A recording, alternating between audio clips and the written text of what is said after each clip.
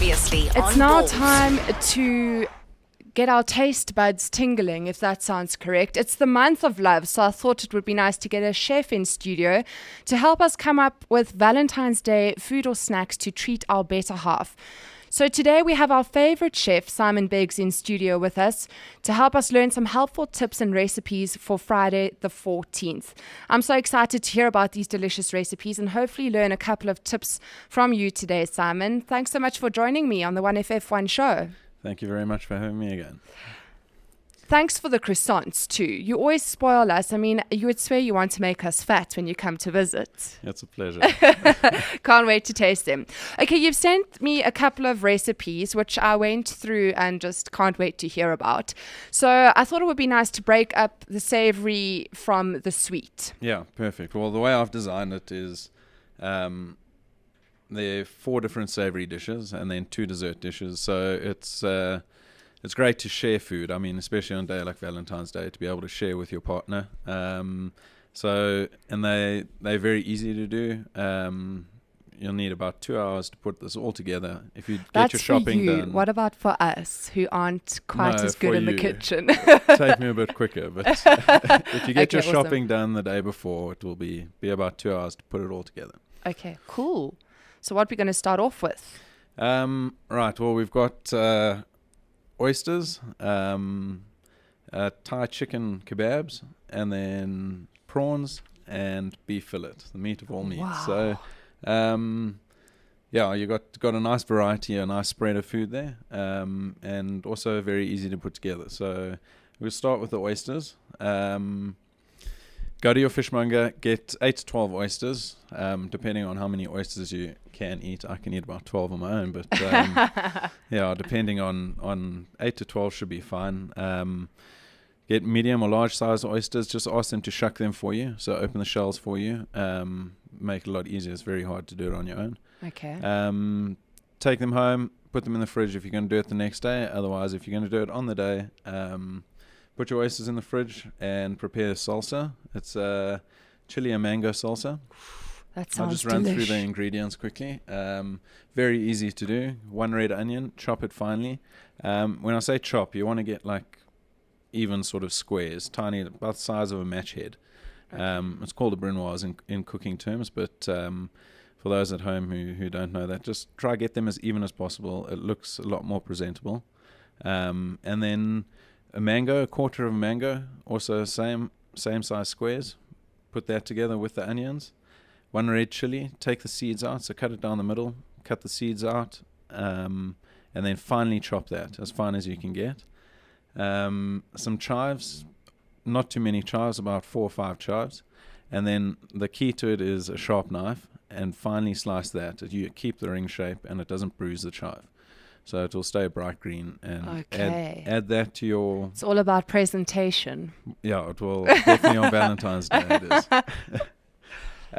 Okay, you add that into a bowl, and then about 15 or 30 mils of lemon juice, and black pepper. Just add black pepper to taste. Remember, the oysters will be salty already, so you don't need to add salt. Mix that all together and put a bottle of champagne in the fridge. Get it nice and chilled. So when whoever you're treating on Valentine's Day arrives, pour them a glass of champagne and then lay your oysters flat on a platter. Pour the champagne over the oysters, just maybe 2 or 3 teaspoons on each, and then spoon your salsa on top of that. And that's easy as that, ready to go. That sounds amazing.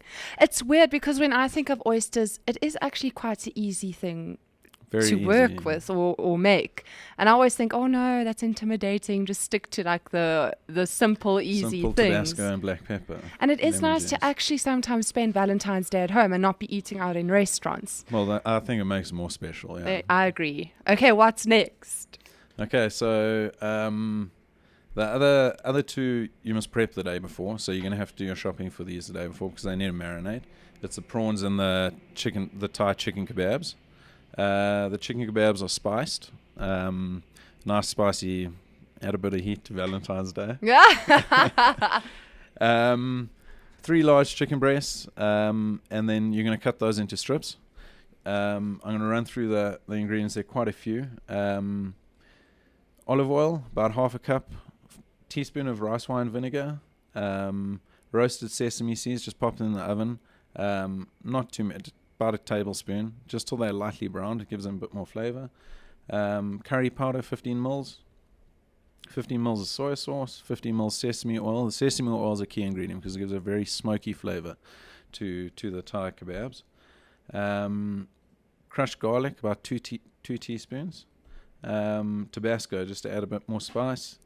Cumin powder, brown sugar, and fresh ginger chopped up, and then paprika. Add salt to taste. Mix that all together. Add your chicken to the bowl. Make sure everything's coated nicely. Then you can either just leave the bowl in the fridge overnight, covered with cling film, or pop them into a Ziploc bag. Squeeze all the air out, and it acts as sort of like a vacuum pack. Does that then make the flavor come through more if they sit in that for a day? Yeah, if they're soaking that, it'll absorb all through into the meat, which will be good for cooking. When you do come to cook it, you don't have to add any more flavor onto it. Okay. So when you're ready to cook that, discard all the marinade out of the packet, remove the chicken. It will already be soaked in, as I said now. And then you're going to put it onto your skewers. Sorry, the night before you want to soak your skewers. Just get bamboo skewers, soak them in water overnight so they don't burn when you cook them. And then alternate with red onion and red pepper. Just cut them into squares, centimeter cubed, about the size of a 5-rand coin. And then alternate with piece of chicken, piece of pepper, piece of chicken, piece of onion. As big as you want them to be. And then when it comes to cooking it in a really hot griddle pan on the stove, a bit of olive oil. And then you want to do them about 2 to 3 minutes on each side. Until the chicken's cooked. But you're going to be turning them alternate, others they'll burn. And those are ready to go.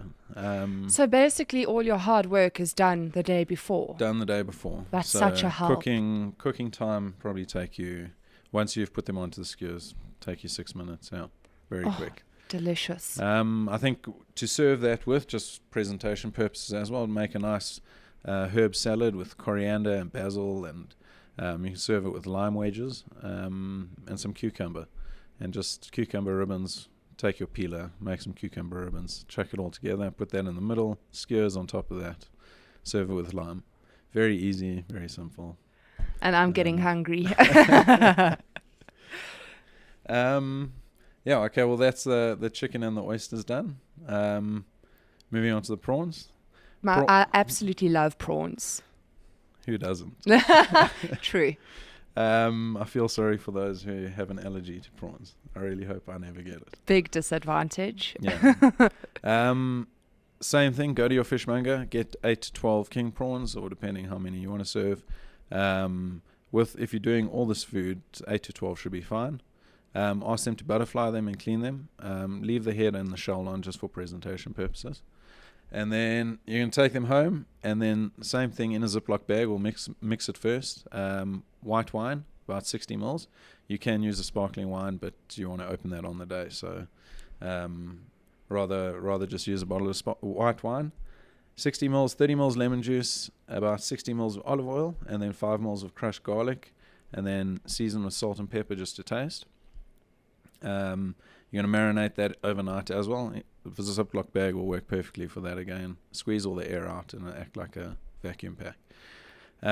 Leave that in the fridge overnight, and then when it comes to cooking it, you're just going to, like the chicken, take it out, discard any leftover marinade. You're going to lie those flat on a tray. Then you're going to take some butter, about 100 grams of butter, and a handful of chopped parsley. Add that to the butter on the stove, melt that down, and then brush that onto the prawns that are laid down on a tray, meat side up. Stick that under a grill. Just before you stick that under, sprinkle some paprika over. Add a little bit of smokiness and flavor to the prawns. And about 4 or 5 minutes under the grill, under a hot grill, you'll see the meat becomes firm and the shells become really pink. Remove that, and then to serve it, you can either drizzle the leftover butter and parsley over it, or serve it as a dipping sauce. And serve it with some lemon wedges. Perfect. Done. Well, I'm flying solo on Valentine's Day this year, and I think I'm just going to treat myself to that. Okay, and then finally, Finally, you've got beef fillet. Also very easy. I've used figs here. It says somewhere in the Bible that figs in the year of love, the fig tree produced its fruit early. So Oh, that is it so cute. is symbolic to Valentine's Day. So yeah, we're going to use brie, figs, and fillet. Just serve it with a simple rocket salad with parmesan. Take your beef fillet, about 1 kilo for 2 of you. There'll probably be left over with all this food, but in a hot pan, you're gonna season heavily with salt and pepper, and then in a hot pan, seal it on all sides. Get some nice color onto that fillet. Even if there's like black on it, don't worry, it's not burnt. Just adding flavor, but you want to get a nice caramel brown color, and then straight into an oven at about 180 degrees. You're gonna cook it for about 6 to 8 minutes, for medium rare. Remove it and allow it to rest. The resting time is crucial before you slice it. I'm always fascinated by that because the meat actually keeps cooking, doesn't it? It does keep cooking, but what it actually allows is for all the moisture or the juices to absorb back into the meat. Oh, Because so if you the flavor. slice it straight away, it releases it all straight away. So you lose a lot of your flavor. So how long should it stand for? I'd leave it for about 5 minutes to rest. So remove it from the oven, leave it for about 5 minutes. It will start cooling from the outside. You're going to slice that thinly. Leave it for a bit longer if you want it to medium to well. Just gauge, but I'd say 6 to 8 for medium rare. Once you've let it rest, remove it, slice it nice and thin onto a platter.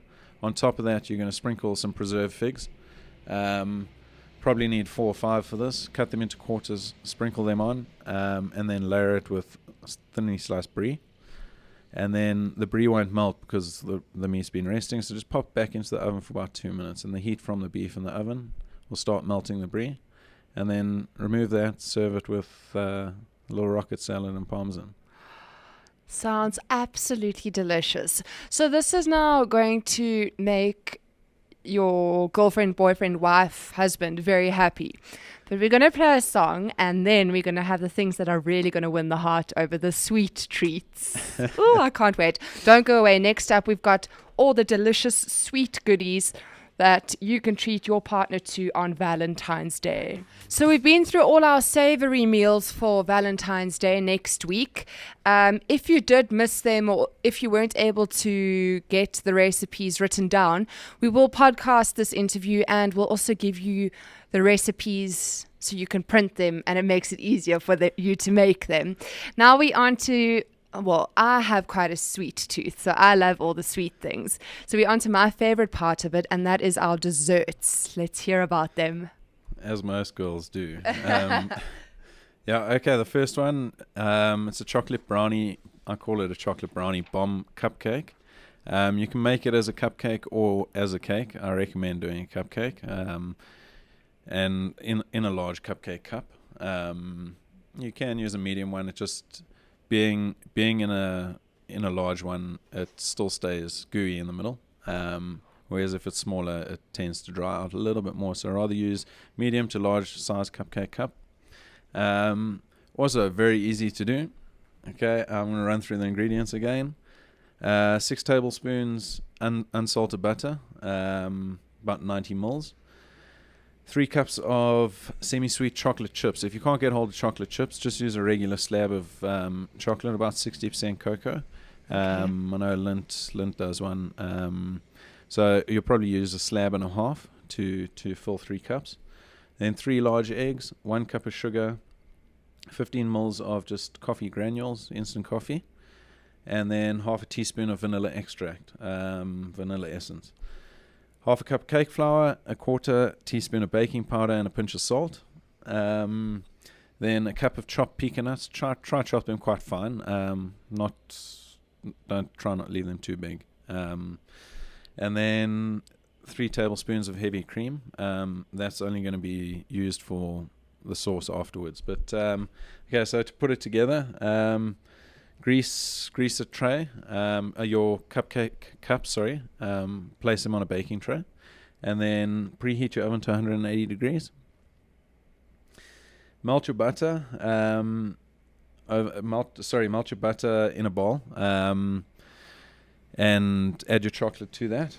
Melt that over. Try use it over a bain-marie. So put a pot of simmering water on. It helps the chocolate temper better. Instead of popping in the microwave, you tend to sometimes burn it. Microwaves all have different heats. So pot of simmering water, put a bowl that fits over the top of that. Don't let the water touch the bowl, and the chocolate will just melt. Just continuously stir that, and it will all come together, the butter and the chocolate. Remove that from the heat, and then set it aside, allow it to cool completely. And then in another bowl with an electric mixer, beat your eggs, sugar, coffee, and vanilla on a high to medium heat until it becomes fluffy. Take about 3 to 4 minutes. Then stir in the cooled chocolate that you've already melted, or the chocolate and butter mixture. Then in another bowl, separate to that, you're going to combine all your dry ingredients. So your flour, baking powder, salt, another cup of choc chips, or your chocolate slab, broken up into pieces, and your pecan nuts. You're going to fold that into your egg and chocolate mixture. Fold it in lightly. You don't want to break down all the air bubbles, so gently take like a metal spoon or something, not a wooden spoon. A wooden spoon tends to break it down. Okay. So the metal spoon will just help cut through that egg and just fold it in. So fold that in. Once it's all mixed nicely, you're going to pour that into your cupcake cups, and then bake it for about 35 to 40 minutes at about 180 degrees. Just put it in the middle of the oven on convection oven, and it'll be perfect. You won't have to open the oven. 35 to 40 minutes. You'll see the tops might crack. Don't worry about that. That's normal. The inside will still be gooey when you remove it. So take that, put it on a wire cooling rack, and just let it cool down. And that's it, pretty much done. You're going to take the remainder of your chocolate, should be about a quarter of a cup, and with the cream, that's about 45 mils, 50 mils, add that to a saucepan, melt that, and then just before serving, you're going to drizzle that over the top. That's the way to win someone's heart right there. make any girl weak at the knees. Yeah. And then our final one. And then the last one, you can serve this together with the cupcakes on the same platter. Also very easy. Every girl loves strawberries.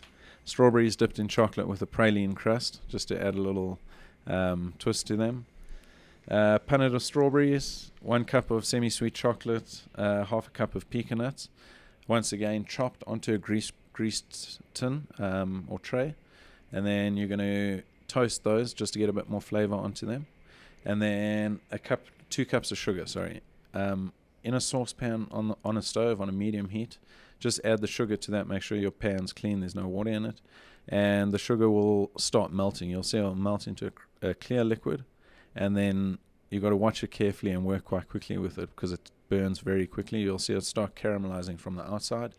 When it does do that, gently just swirl your pan around, not too vigorously, others will crystallize. And you'll see the color becomes even. You want like a nut brown color. When it gets to that stage, you've got to pour it out quite quickly, otherwise it will start burning. You'll get a bitter taste. Pour that over your nuts, and then just tilt your tray that the nuts are on to get it even over the nuts, and allow that to cool.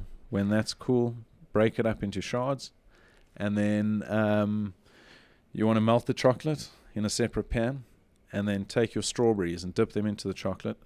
Allow your chocolate to cool a little bit. It does help when it cools, it starts thickening. It coats the strawberry easier.